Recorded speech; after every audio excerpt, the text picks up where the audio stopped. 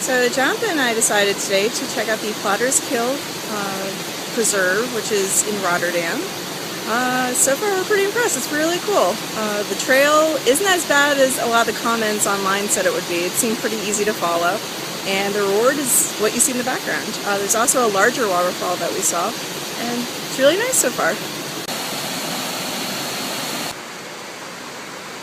We're gonna see what else is in this preserve.